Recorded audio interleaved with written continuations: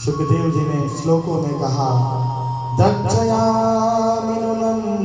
शोकपोलं नासिकां स्मितावलोकां मृण्गञ्जलोचनं मुखं मुकुन्दस्य गुणालकावृतं प्रदक्षिणं मे प्रचलन्ति वे मृगाः।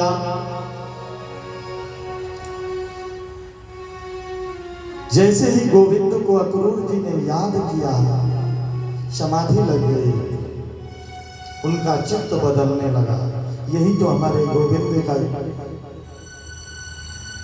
कोई भी व्यक्ति हमारे गोविंद को याद करता है तो उसे समाधि लग जाती है, उसका चित्त बदल जाता है।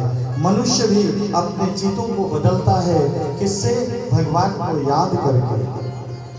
आज भी देखो, कोई दुख आता है तो हमारे मुखारविंद से निकलने रहता है। गुरु जी समझाते भी हैं कि अपने मन पे सोच लेगा। कोई गलती करता है ना, और घर में भी कोई जिद करने लगता है तो कहते हैं आप एक बार अपने मन की बात को मान के तो देखो। बोला पुनः विचार करने लगे अक्रूर जी, क्योंकि प्रायः भक्त या तो चरणों का ध्यान करता है या भगवान के मुखारविंद का ध्यान करता है। हनुमान जी हमेशा चरणों का ध्यान किया है। गोपियां कृष्ण के मुखारविंद का ध्यान करती हैं। देखिए ध्यान की अवस्था को बताया। कपूल का ध्यान करके तोता सुखदेव हो गया। कितना सुंदर प्रसंग। कपूल का ध्यान किया और तोता सुखदेव हो गया। गोविंद के गुणगानों को गा करके उसके प्रत्येक अंग जो है ना, कमल के जैसे हो गया। ये मन रूपी तोते को गोविंद का स्मरण कराइए बंधुओं। अब ये कहें तो कथा को आगे बढ़ाते हुए चलिए इस दृष्टांत पे आगे आपको कुछ सुनाऊंगा, नहीं तो कहेंगे रोज भजन ही होता है। अक्रूर जी ने भगवान का चिंतन किया। आगे कहा, इति चंद्रनाम कृष्णम स्वकल्पतनयो ध्वनि रथिं गोकुलम प्राप्तम सूर्यरसात्वं गिरिं निप्रह ददर्श कृष्णं रामं च व्रजे गदोहतं ततो भीतनीलांबरधरो शरददम्बरुहक्षणे। सुखदेव जी कहते हैं अक्रूर जी दोनों पीतांबर नीलांबरधारी को देखते ही तोड़ करके लपक पड़े हैं।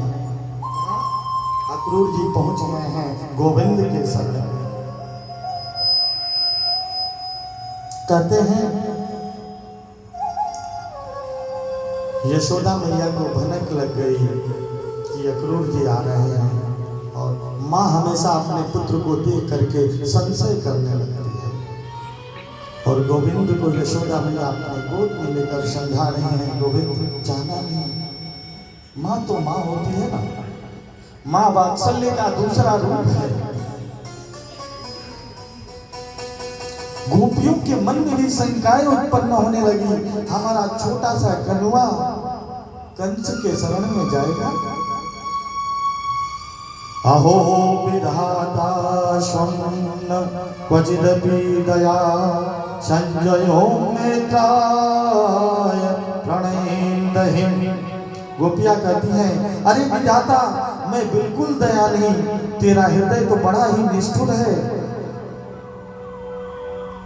तू मेरे गोविंद को कंस के शरण में भेज रहा है। दूसरी गोपियां कहती हैं, ठीक है सखी तू ठीक कहती है, विधाता बिल्कुल निश्चित हो गया है, हमारे गोविंद को इतने छोटे से बालक को उसके कंस के शरण में भेज रहा है।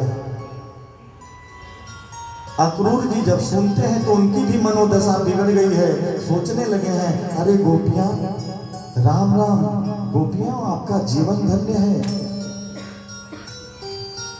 आपने तो मेरे क्रूरता को ही छीन लिया, मेरा भी संबंध बदल दिया। अक्रूर जी की मनोदशा बिगड़ गई। अक्रूर ने कहा अच्छा ठीक है, डूबते सागर में तिनकों का जिस प्रकार सहारा होता है उसी प्रकार से मैं अपने गोविंद के शरण में डुबकी लगा रहा हूं। देखिए, उल्टा नाम जपे जग जाना, वाल्मीकि भय ब्रह्म समाना। फिर क्या हुआ, जैसे ही गोविंद के शरण में अक्रूर जी गए हैं, चतुर्भुज आकार में भगवान ने अपने स्वरूपों को दिखाया है। एक बार बोलिए श्री वृंदावन बिहारी लाल की जय। बलराम जी तुरंत ही से सहाय हो गए हैं, ब्रह्मा आदि देवता प्रकट हो गए हैं, विविध वेद मंत्रों से स्तुति करने लगे हैं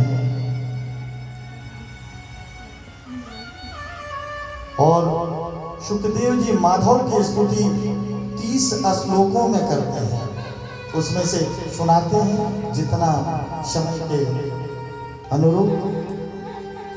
न तो समय हम त्वयाखिल हेतु हेतुम नारायणं पुरुषं माध्यमयम् जन्नाभिजाता दुर्विंद कोशात् ब्रह्मा विराजित यतेश लोकः। फिर कहते हैं भूतोषयोमग्निः पवनः खगादि महादेव